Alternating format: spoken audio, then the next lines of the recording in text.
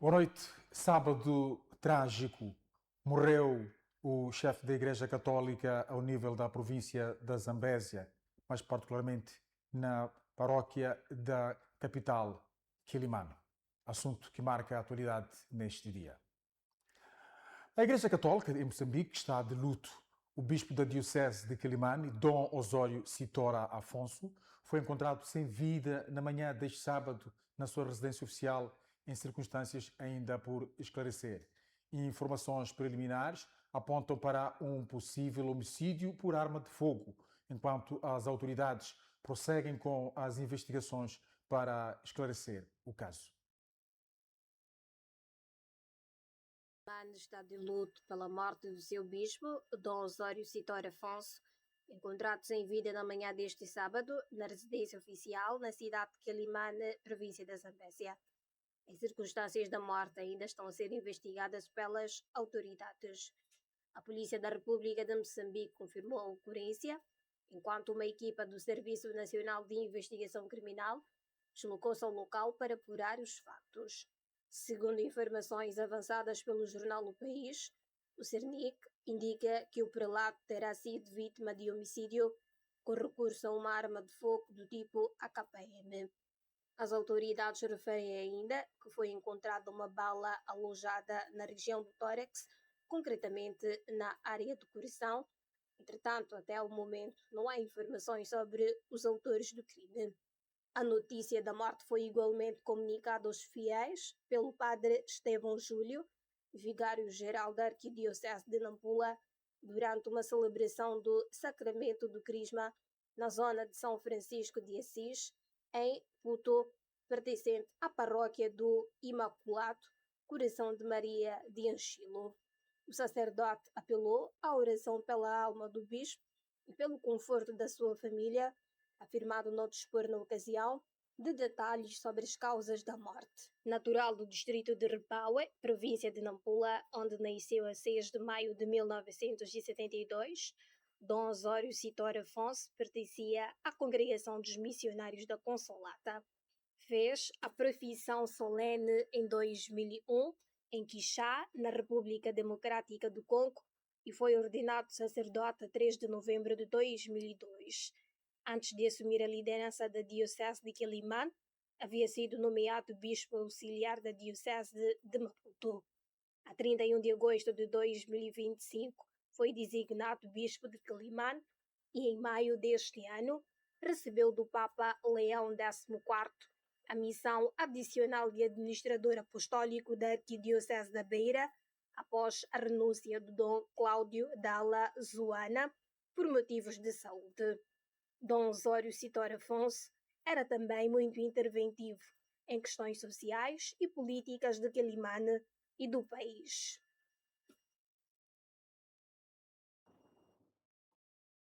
E as reações à morte de Dom Afonso, ou seja, Dom Osório Citora Afonso, não se fizeram esperar. O Presidente da República, Daniel Francisco Chapo, manifestou profundo sentimento de pesar e consternação pela morte de Dom Osório Citora Afonso, bispo da Diocese de Quelimane e administrador apostólico da Arquidiocese da Beira. Facto ocorrido hoje no Paço Episcopal em Quelimane. O chefe de Estado refere numa nota que foi partilhada com a imprensa que a morte do bispo Osório constitui uma perda irreparável para a sociedade moçambicana em geral e para a comunidade cristã em particular, ressaltando o facto de o finado ter se destacado em vida pelo culto da humildade, dedicação pastoral e pregação dos valores da paz e reconciliação nacional.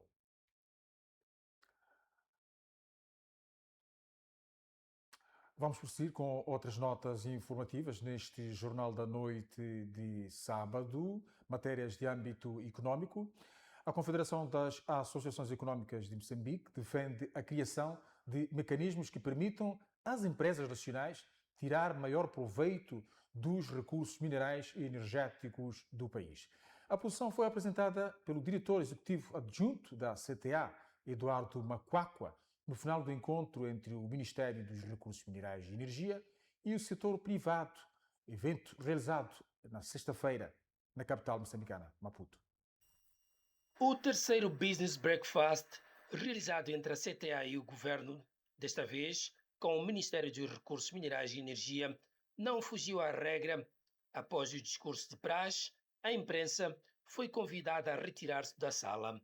No briefing, realizado no final do encontro entre as duas partes, Eduardo Macuacua, diretor executivo adjunto da CTA, resumiu as principais preocupações apresentadas pelos empresários, incluindo a necessidade de tarifas especiais de energia para a indústria e a agricultura, bem como a criação de infraestruturas que permitam fazer chegar o gás natural aos centros produtivos do país. As empresas pedem um regime especial em termos de taxa específica para estes setores, de modo que eles possam usar esta vantagem competitiva. De acordo com Macuacua, a CTA propõe ainda a criação de parques industriais junto dos grandes projetos para acelerar a industrialização e aumentar o processamento interno dos recursos naturais.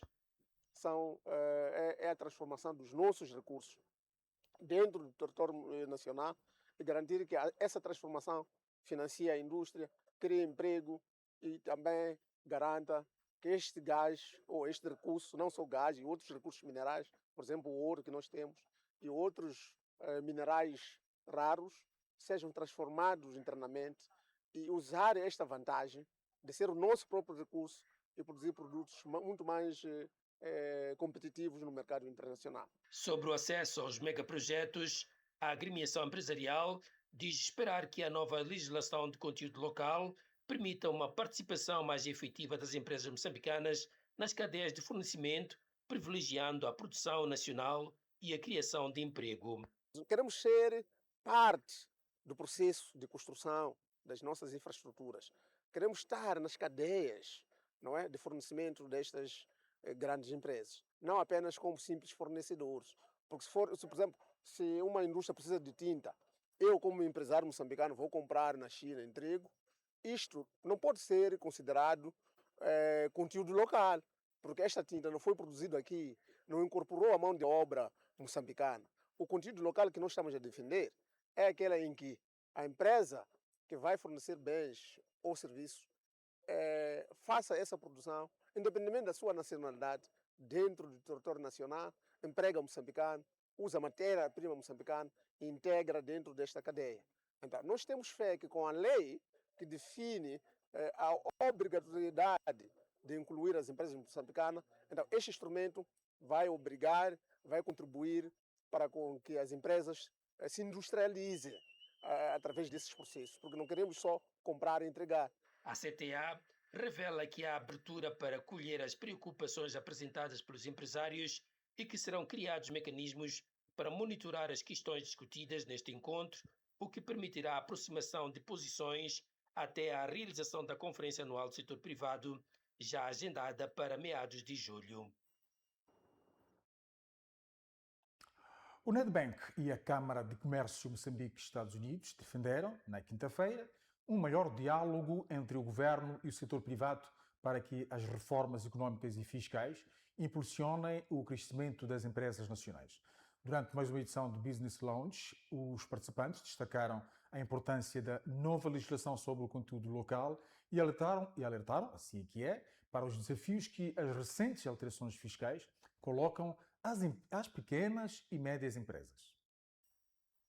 Esta sexta-feira, Maputo acolheu uma sessão de debates econômicos realizada no âmbito do Business Lounge, promovido pela Câmara de Comércio e Indústria Moçambique-Estados Unidos, em parceria com o Nedbank e a MBC.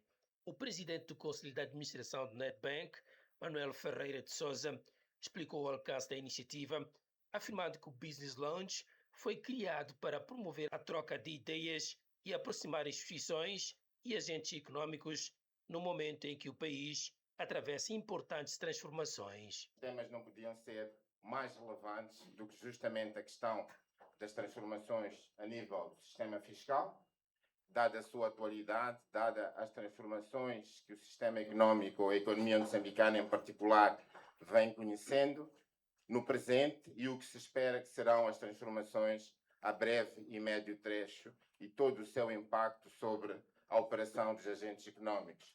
Falarmos das dinâmicas do oil and gas também não podia deixar de ser um tema super atual e de enorme relevância. Já o presidente da Câmara de Comércio Moçambique-Estados Unidos, Honório Manuel, considerou que a homologação da lei de conteúdo local e das novas leis de minas e petróleos representa um passo importante para aumentar a participação das empresas moçambicanas nos grandes projetos. Contudo, a agremiação entende que o sucesso destas medidas dependerá da capacidade das empresas nacionais tornarem-se mais competitivas. Conteúdo local não é apenas um passaporte que conduz as PMEs moçambicanas a usufruírem de oportunidades nas IOCs ou nos grandes projetos.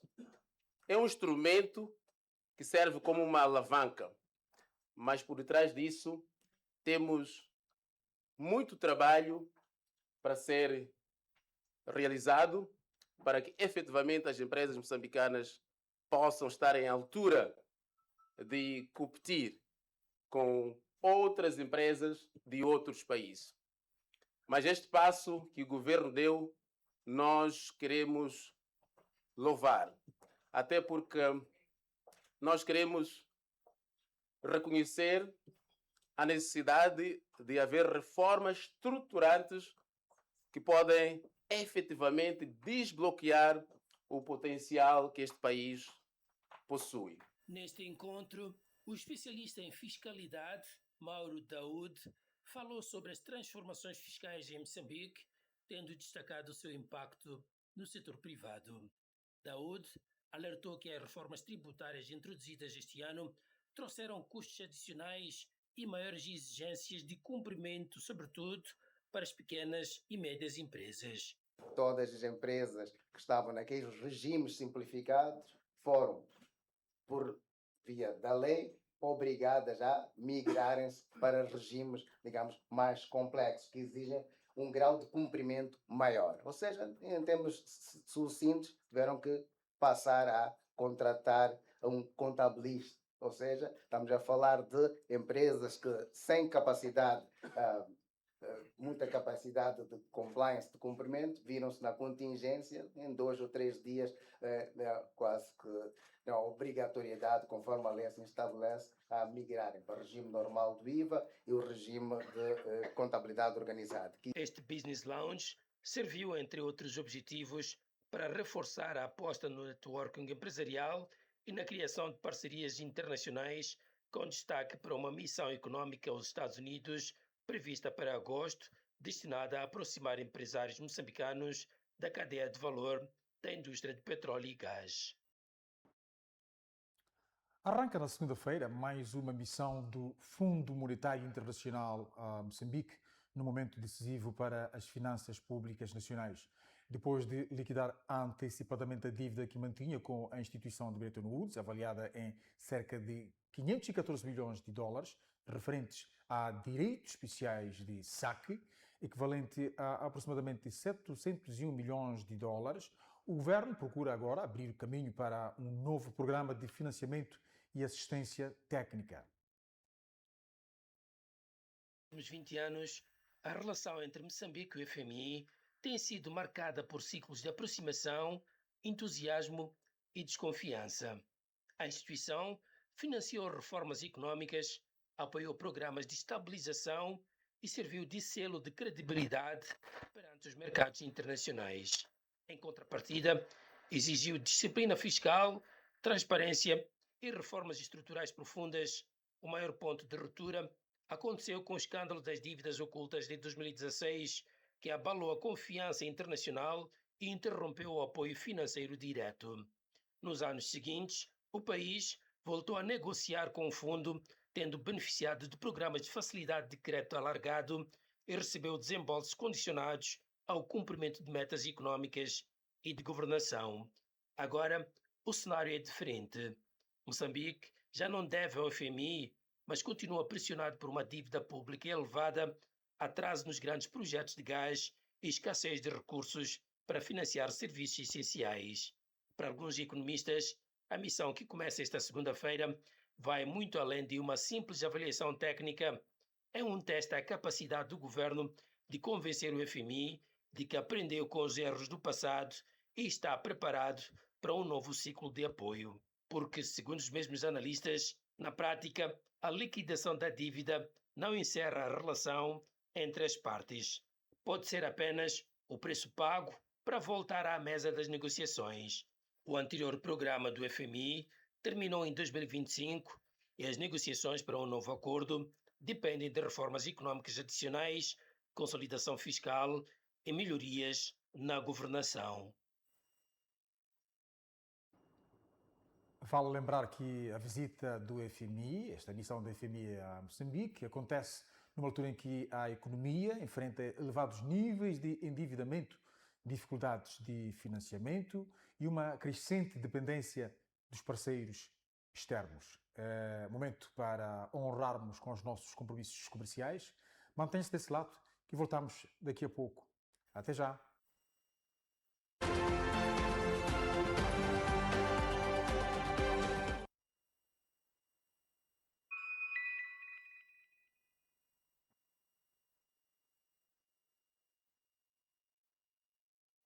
No Play das Conexões, as escolhas são tuas. Com o Uplay da TV Cabo, podes escolher internet, TV e telefone. Combina o teu Play. Mais internet, música, chamadas com os amigos. É a tua conexão, as tuas escolhas. Mais TV, mais séries, desenhos animados. Dá o teu Play. Internet mais TV ou jogos online e o desporto. Uplay, a tua maneira. Uplay, a tua conexão, as tuas escolhas. Play com TV Cabo. TV Cabo, sempre ligados.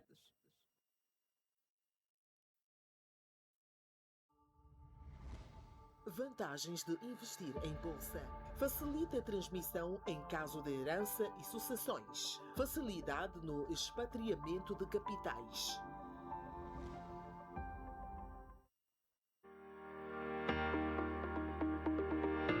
Moçambique será palco de um dos maiores encontros internacionais dedicados ao setor da saúde. A Mozambique Medical Expo 2026, segunda edição. Um evento que vai reunir instituições governamentais, hospitais, clínicas privadas, distribuidores de equipamentos médicos, especialistas e investidores nacionais e internacionais. Uma verdadeira plataforma de exposição, debate, inovação, investimento e networking, promovendo novas oportunidades e parcerias para o desenvolvimento do setor da saúde em Moçambique. Nos dias 29 e 30 de outubro de 2026, no Centro Cultural Moçambique-China, das 9 às 17 horas. Uma parceria Saluten e Grupo MBC.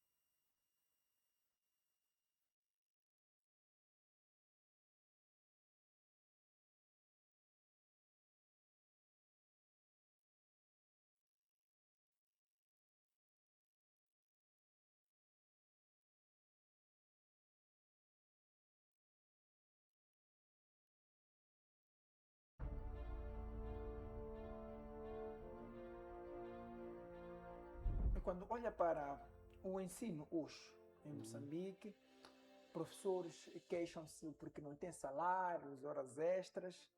Isso era passível de acontecer após a independência? O pouco havia era dividido.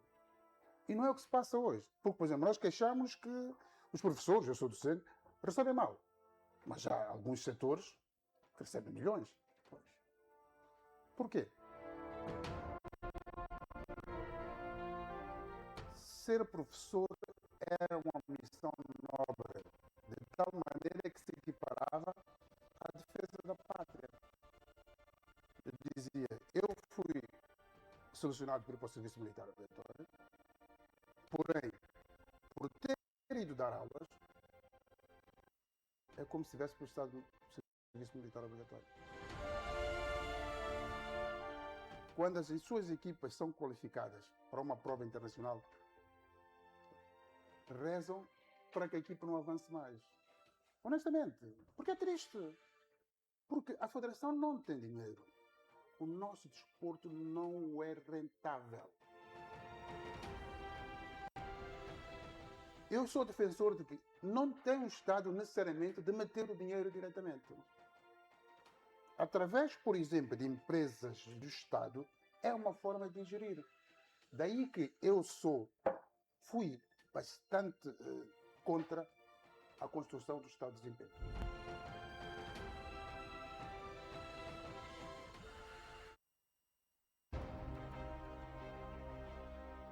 O que estamos a ver na fronteira é praticamente um drama humanitário. O que estamos a ver na fronteira é aquilo que foi trazido até a fronteira. Há um drama maior lá, nos moçambicanos que ainda continuam dentro da África do Sul. O nosso governo nem lamenta, nem publica comunicado, nem diz nada. Só estamos aqui a assistir à situação assim, de forma pacífica. O único comunicadozinho que começou a dizer algumas coisas é do Gabinfo. E Gabinfo é que tem que dizer isso, o Ministério dos Estrangeiros está onde? Nem esperava que este assunto fosse levado a um julgamento. E pronto, o julgamento é aquilo que aconteceu. O que é que aconteceu? O Nuvunga, não naturalmente, ele próprio diz que as provas que tinham sumiram, da mesma forma que o outro diz que sumiu o dinheiro. Portanto, são dois espetáculos gratuitos para ambos os lados. A lei do Banco Central não estabelece balizas, porque quem decide esses salários são eles próprios. Portanto, eu penso que são salários. Eu tive um professor no jornalismo, um chefe de redação, e já falecido, infelizmente, que diria que esses são salários pornográficos. A coisa é Frelimo, mas tu perseguiam Frelimo. Por quê? Porque eles estão a dizer que também apanharam uma oportunidade de punir aqueles que andam a matar. Então, Frelimo não pode ser visto como um partido que protagoniza mortes dos outros. Frelimo tem que ser visto como um partido amigo do povo. E ser amigo do povo não é falar no comício só, é falar e fazer.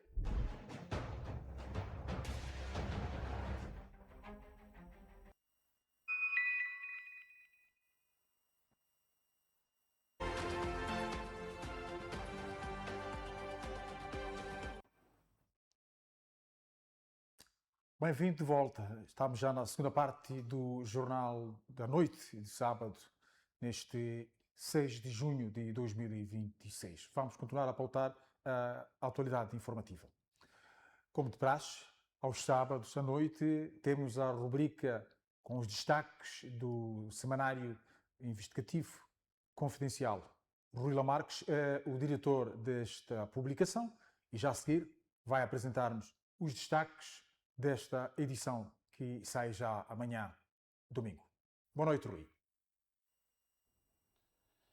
Boa noite, bem-vindos ao Espaço Confidencial na MBC TV, o espaço que nós voltamos sábado sim, para falar da edição de domingo às 10 do Confidencial.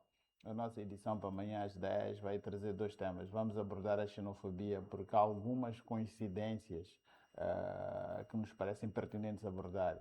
Sempre que estamos na proximidade ou durante o ano eleitoral, a xenofobia dispara na África do Sul, isto desde 2008. Então fizemos uma análise, voltamos para trás e vimos tudo o que aconteceu até hoje.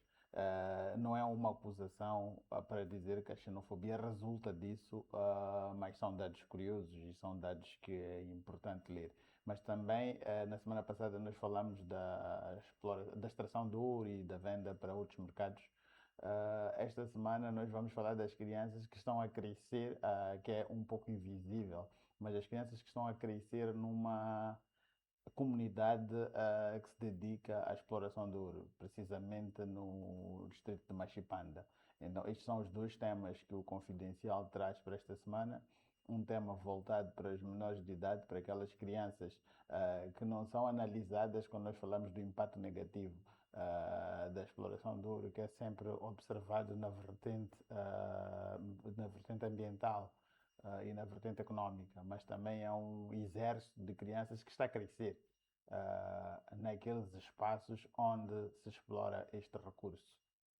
Boa noite. Até próximo sábado.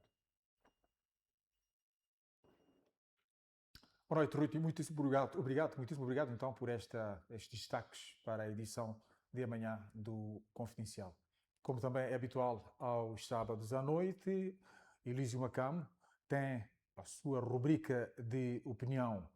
Milhares de pessoas poderão enfrentar fome de proporções calamitosas na província de Gaza, depois de ter sido assolada por cheias e inundações severas no início deste ano. E é sobre este drama iminente que Elísio Macamo vai comentar na sua habitual coluna de opinião na edição de hoje do Jornal da Noite.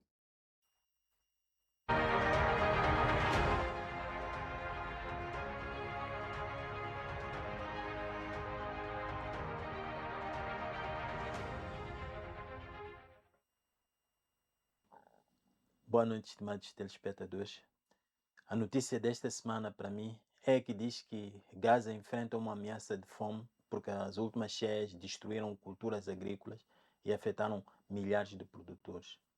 É uma notícia grave que merece alguma atenção e devia suscitar sentimentos de solidariedade. Mas eu confesso que aquilo que mais me impressionou não foi a notícia em si, foi a sua familiaridade.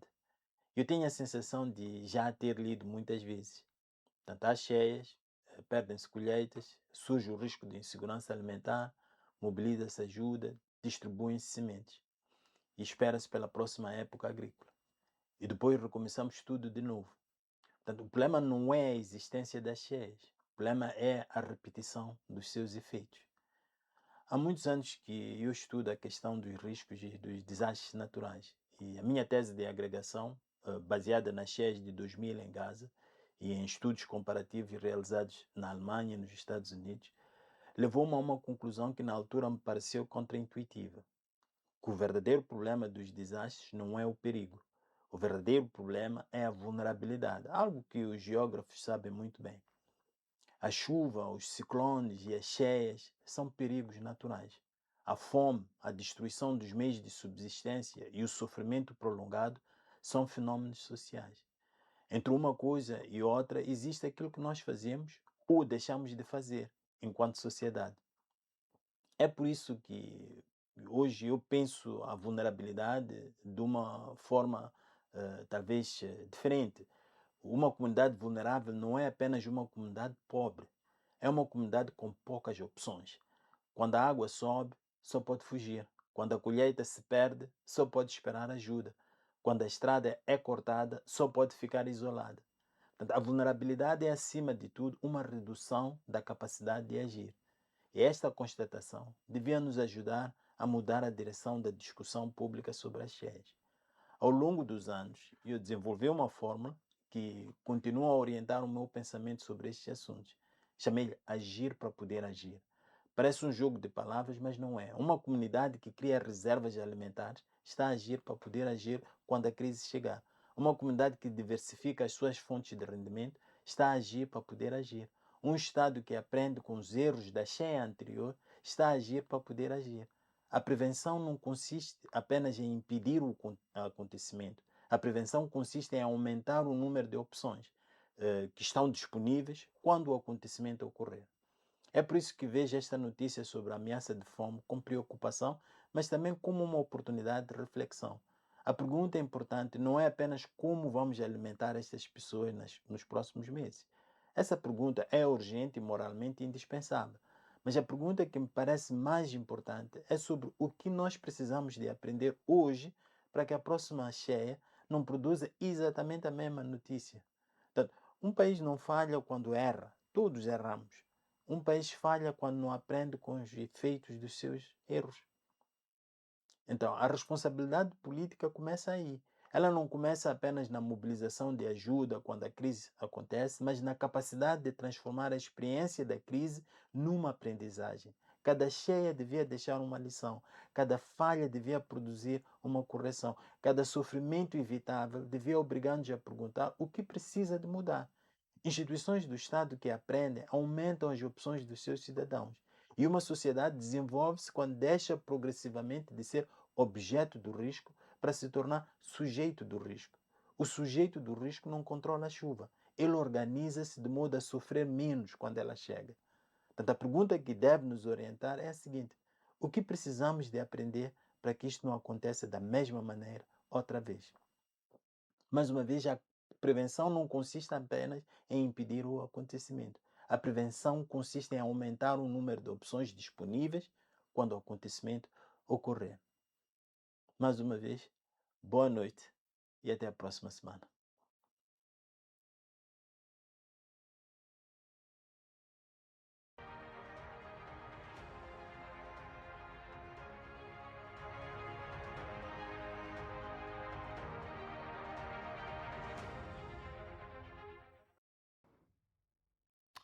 E o jornal prossegue.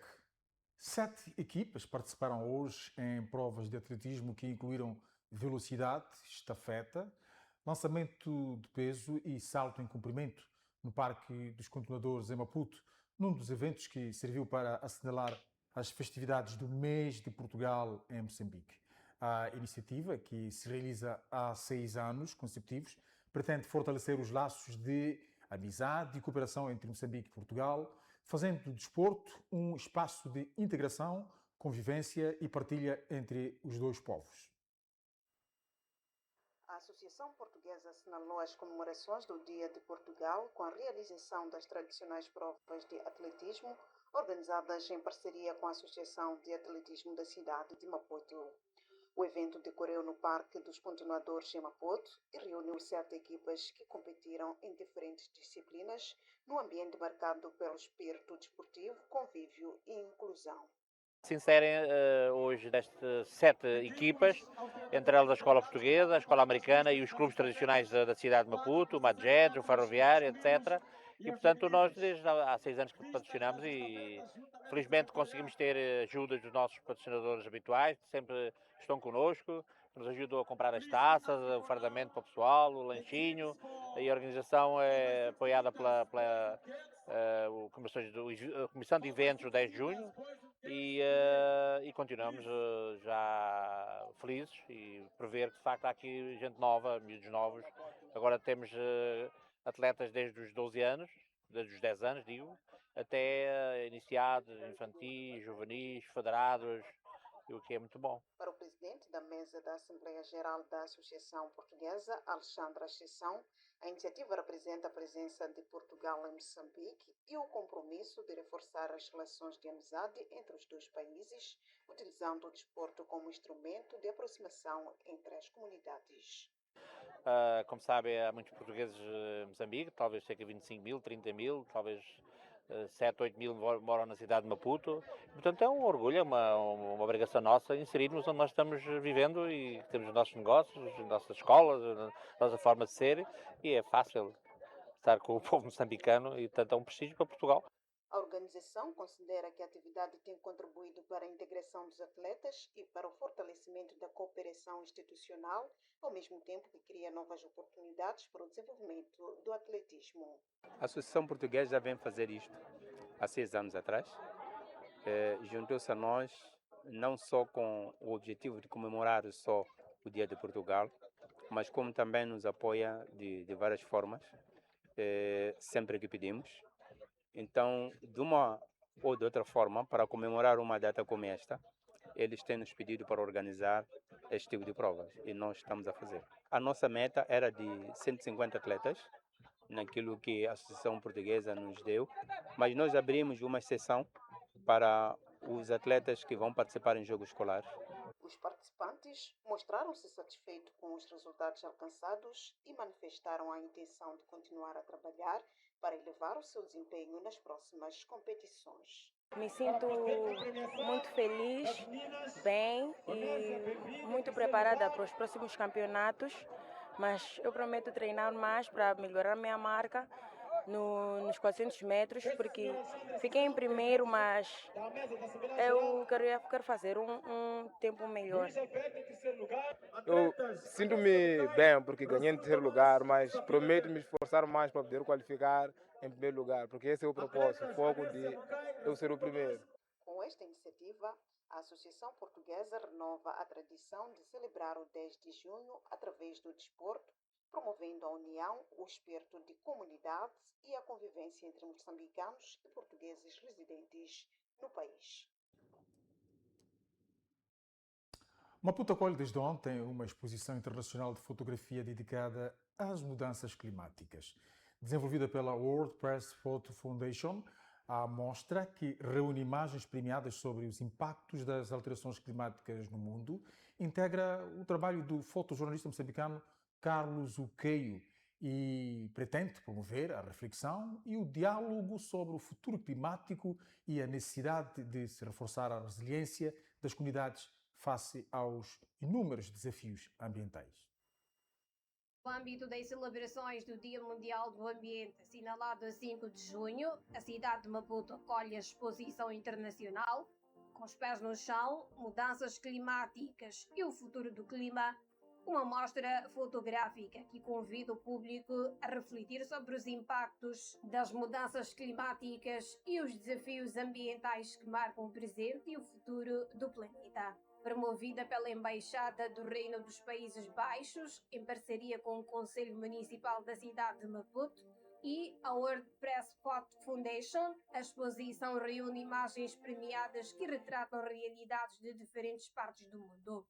Esta exposição em particular chama-se Down to Earth, Climate Change e Climate Futures, e o propósito é, de um lado, demonstrar os impactos das mudanças climáticas por todo o lado do mundo, porque é algo que não afeta só Moçambique, mas todos os cantos do mundo, mas não só falar daquilo que é a parte triste das mudanças climáticas, que são os ciclones, são as chuvas intensas, as inundações, mas também as secas, mas do outro lado também fala sobre um futuro resiliente.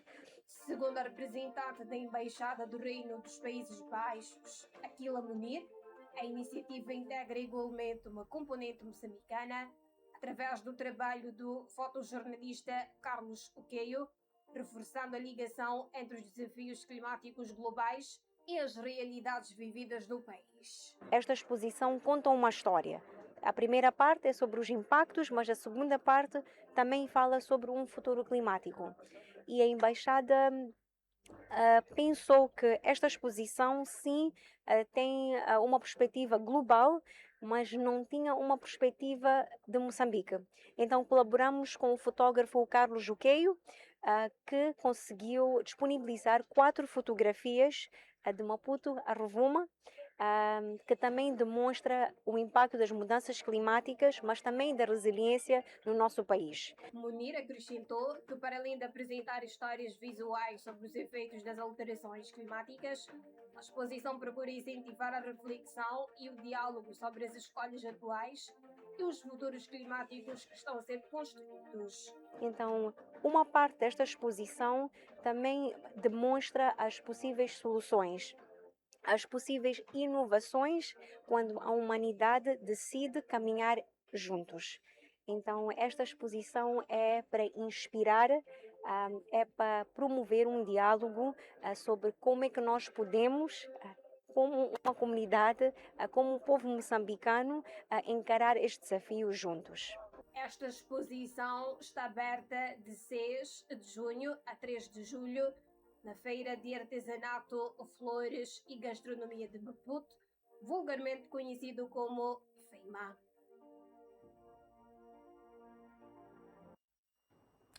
E pronto, é tudo por hoje. Fica assim o Jornal da Noite deste sábado, 6 de junho de 2026. Assim que nos acompanhou, estimado telespectador e internauta, ficam os nossos votos de uma excelente noite de sábado e já agora um bom fim de semana. Nós voltamos a ver-nos numa próxima oportunidade. Até lá!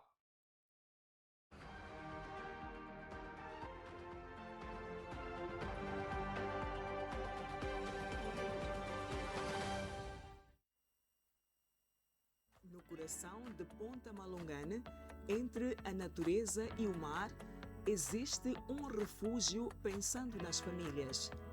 Bruma Homes, uma casa de praia para quem valoriza conforto, sofisticação e momentos de qualidade. Cada estadia é uma oportunidade de viver o melhor da vida e colecionar memórias inesquecíveis. Reserve já a sua experiência em família na Bruma Homes Malungane. WhatsApp 86 95 18 89 0. E-mail brumahomesmalungane@gmail.com. Instagram @brumahomes_malungane.